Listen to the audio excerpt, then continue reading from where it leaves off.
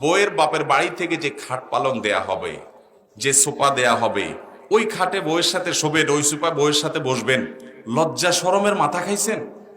একটা মেয়ে জন্মের পর থেকে বড় হওয়া পর্যন্ত লক্ষ লক্ষ টাকা ইনভেস্ট করে তার মা বাবা তাকে মানুষ করে, ঠিক না বেঠিক?